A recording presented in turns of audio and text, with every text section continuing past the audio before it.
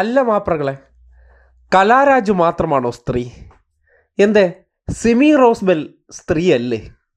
സതീശൻ അവരോട് പെരുമാറിയത് എങ്ങനെയെന്നതിനെ സംബന്ധിച്ച് കഴിഞ്ഞ ദിവസം കലാരാജു വിഷയത്തിൽ വേദനിക്കുന്ന സതീശൻ്റെ വാചകങ്ങൾ കേട്ടപ്പോൾ അവർ തുറന്നു പറഞ്ഞ ചില വാചകങ്ങൾ എന്തേ ചെവിയിലോട്ടങ്ങോട്ട് കയറുന്നില്ലേ? ഞാനൊരു ഭരണഘടനാ പദവിയിൽ ഇരുന്ന ഒരാളാണ്. എനിക്ക് അദ്ദേഹത്തിൽ നിന്നുണ്ടായിട്ടുള്ള മാനസിക പീഡനങ്ങൾ ഒരു പട്ടിയെ പോലെ അദ്ദേഹം എന്നെ ആട്ടി ഓടിച്ചിട്ടുണ്ട്. ഒന്ന് ആലോചിച്ചൊക്കെ രമേശ് ചെന്നിത്തലയും അതുപോലെ ശ്രീ ഉമ്മൻചാണ്ടിയൊക്കെ എന്നോട് പറഞ്ഞിരിക്കുന്നത്, വി.ഡി. സതീശൻ എന്തുമാത്രം അപമാനിച്ചാലും നിങ്ങൾ ഭരണഘടനാ പദവി ഇരിക്കുന്ന ഒരാളാണ്. കേട്ടോ, കൈരളി TV-യിൽ അവർ തുറന്നു പറഞ്ഞതാണ്. പട്ടിയെപ്പോലെയാണ് തന്നെ പരിഗണിച്ചതെന്ന്. ഒരു സ്ത്രീക്ക് പൊതുസമൂഹത്തിൽ കേരളത്തിലെ പ്രതിപക്ഷ നേതാവിൻ്റെ രൂപത്തിലിരിക്കുന്ന വ്യക്തിയിൽ നിന്ന് നേരിടേണ്ടി വന്ന അവസ്ഥയാണ്. പക്ഷേ വാർത്തയല്ല, വിവാദവുമല്ല. അത് മാധ്യമങ്ങൾക്ക് അങ്ങോട്ട് ചെവിയിലോട്ട് കയറില്ല, കണ്ണിൽ കാണത്തുമില്ല. ഇതാണ് മാധ്യമധർമ്മം. കലാരാജു എന്ത് പറഞ്ഞാലും വാർത്തയാണ്. കാര്യം കോൺഗ്രസ്സുകാർ ഹൈജാക്ക് ചെയ്തതിന് ശേഷം എനിക്ക് എൻ്റെ പ്രശ്നങ്ങൾ തീരാൻ 10 ലക്ഷം രൂപ ഓഫർ ചെയ്തു എന്നുള്ള ദൃശ്യം പുറത്തു വന്നത് നിങ്ങൾ കണ്ടില്ലേ? കൂത്താട്ടുകുളം നഗരസഭാ councillor Kalaraju CPM area committee ഓഫീസിലിരുന്ന് സംസാരിക്കുന്ന ദൃശ്യങ്ങൾ പുറത്തുവരുന്നു. സാമ്പത്തിക ബാധ്യതകൾ അന്വേഷിക്കാമെന്ന് കോൺഗ്രസ് നേതാക്കൾ പറഞ്ഞതായി കലാരാജുവിന്റെ സംഭാഷണത്തിലുണ്ട്. കൂറുമാറാൻ കലാരാജുവിന് സാമ്പത്തിക സഹായം കോൺഗ്രസ് നൽകിയെന്നായിരുന്നു CPM-ന്റെ ആരോപണം. അപ്പൊ അതല്ല, ഇപ്പൊ എനിക്ക് 10 ലക്ഷം 20 ലക്ഷം രൂപ തരാമെന്ന് ആരും പറഞ്ഞിട്ടില്ല. ഇല്ല, ഒരു വാഗ്ദാനങ്ങളും ഇല്ല. ഒരു വാഗ്ദാനവും ഇല്ലാതെ ചുമ്മാ അവരുടെ വണ്ടിയെ കയറി അവർ ബാങ്കിന്റെ ഒക്കെ അതിന്റെ എല്ലാത്തിന്റെയും കൂടെ നിന്ന് നമുക്ക് എല്ലാം അന്വേഷിക്കാമെന്നുള്ള ഒരു വാഗ്ദാനം.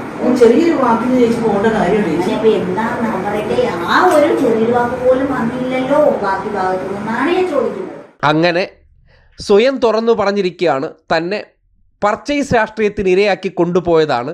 അതിനുശേഷം അതിനെ കത്തിക്കാൻ കേരളത്തിലെ യഥാർത്ഥ മാസപ്പടിക്കാരായ മാപ്രകൾക്ക് അങ്ങോട്ട് ഒരു നിശ്ചിത എമൗണ്ട് കൊടുത്താൽ ആരാണോ പണം കൊടുക്കുന്നത് അവർക്ക് വേണ്ടി വായ്ത്താരിയിട്ടുകൊണ്ട് നടക്കുന്ന പ്രവർത്തനമുണ്ടല്ലോ, അതാണിപ്പോൾ അരങ്ങേറുന്നത്. എന്നാൽ ആരാലും ഹൈജാക്ക് ചെയ്യാതെ കോൺഗ്രസ് എന്ന രാഷ്ട്രീയ പാർട്ടിയിൽ സതീശൻ ഉൾപ്പെടെയുള്ളവർ നടത്തിയിരിക്കുന്ന മാനഹാനി, അപമാനം, സ്ത്രീവിരുദ്ധത, ഇതെല്ലാം ചേർന്ന പ്രവർത്തനങ്ങളിൽ സഹികെട്ട് കോൺഗ്രസിൽ നിന്ന് മാറി നിൽക്കുന്ന സിമി റോസ്ബെൽ കലാരാജുവിനോട് കോൺഗ്രസ് നേതാക്കന്മാർ കാട്ടുന്ന ആ കപട സ്നേഹം കണ്ടിട്ട് അവർ ചില കാര്യങ്ങൾ പരസ്യമായി വിളിച്ചു പറഞ്ഞിരിക്കുകയാണ്. ഒന്ന് ആലോചിച്ചൊക്കെ രമേശ് ചെന്നിത്തലയും അതുപോലെ ശ്രീ ഉമ്മൻചാണ്ടിയൊക്കെ എന്നോട് പറഞ്ഞിരിക്കുന്നത്, വി.ഡി. സതീശൻ എന്തുമാത്രം അപമാനിച്ചാലും നിങ്ങൾ ഭരണഘടനാ പദവി ഇരിക്കുന്ന ഒരാളാണ്.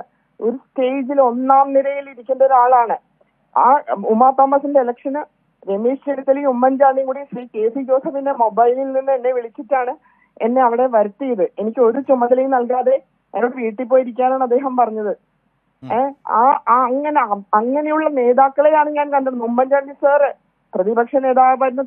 നമ്മൾ ഒരാളെ അദ്ദേഹത്തിന്റെ അടുത്ത് കൊണ്ടുപോയാൽ അതൊരു ഏറ്റവും പാവപ്പെട്ടവനായിക്കോട്ടെ, ഒരു നല്ല വസ്ത്രമില്ലാത്തവൻ, അദ്ദേഹം ചേർത്ത് പിടിച്ചിട്ടാണ് അദ്ദേഹത്തിന്റെ പ്രതിപക്ഷ നേതാവായിരിക്കും ഓഫീസിൽ RK മാത്യു ചേട്ടൻ, ആ സ്റ്റാഫുകളൊക്കെ ഉണ്ടല്ലോ, തിരിച്ച് റിപ്ലൈ ചെയ്യും. ശ്രീ A.K. ആന്റണി സാറ് നമ്മൾ ചെന്നാൽ എഴുന്നേറ്റ് നിന്നാണ് സ്വീകരിക്കുന്നത്. ഇതുപോലെ ഇല്ല, ഞാൻ എന്നെ പറയാൻ അനുവദിക്കണം. ഇതുപോലെ മനുഷ്യനെ വെറുപ്പിച്ച് പട്ടിയാട്ടുന്ന പോലെ ആട്ടുന്ന ഒരു നേതാവ് കേരള ചരിത്രത്തിൽ ഉണ്ടായിട്ടില്ല. എന്റെ അനുഭവമാണ് അത് ഞാൻ പറയുന്നത്. ഞാൻ എന്തുമാത്രം അപമാനിക്കപ്പെട്ടിട്ടുണ്ട്. ഇദ്ദേഹത്തിന് പകയാണ്.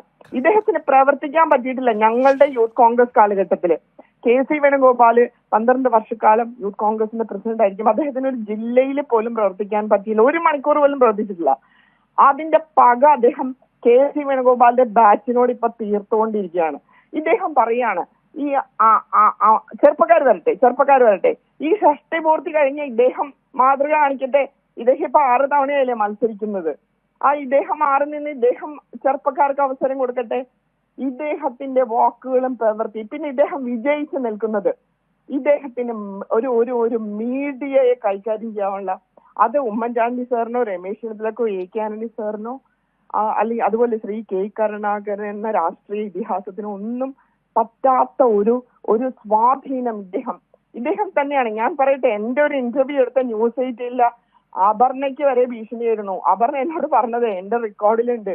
2ാമത് എന്റെ ഇന്റർവ്യൂ അതിൽ ടെലികാസ്റ്റ് ചെയ്യാതിരിക്കാൻ വേണ്ടി അദ്ദേഹം ആ ന്യൂസ് 18 ചെലുത്തിയ സ്വാധീനം അത് അത്ര ഒരു കേരള രാഷ്ട്രീയത്തിലെ ഒരു ചാണക്യ തന്ത്രവും ഒരു ബുദ്ധിയും ഇത്രയും ഇദ്ദേഹത്തിന് അണികളൊന്നുമില്ല. സത്യം പറഞ്ഞാല് ഞാനിപ്പോ എന്നെ ഇദ്ദേഹം പാർട്ടിയിൽ നിന്ന് പുറത്താക്കിയല്ല, എന്നെ പുകച്ച് പുറത്ത് ഓടിക്കാൻ 5 കൊല്ലമായി ശ്രമിക്കുന്നത്. 5 കൊല്ലം.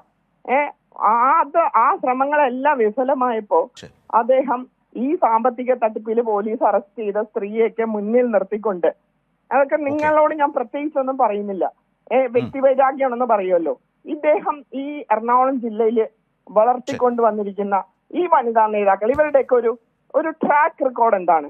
യൂത്ത് കോൺഗ്രസിൽ ഒറ്റ വോട്ട് കിട്ടിയ ആള്, ഒറ്റ വോട്ട്, അതാണ് രാജ്യസഭ MP ആവാനുള്ള യോഗ്യത. എന്നിട്ട് എല്ലാം KC വേണുഗോപാലിന്റെ തലയിൽ കൊണ്ട് കെട്ടിവെക്കും. പൊതുജന മധ്യത്തിൽ KC വേണുഗോപാലിനെ താറടിക്കും. ഈ സാമ്പത്തിക തട്ടിപ്പ് കേസിൽ പോലീസ് അറസ്റ്റ് ചെയ്ത് എല്ലാ പത്രത്തിലും അവരുടെ ഫോട്ടോ വന്ന അവരുടെ ഏതോ ഒരു ഭർത്താവ്, അന്നത്തെ അവരുടെ പേര് ദീപ്തി.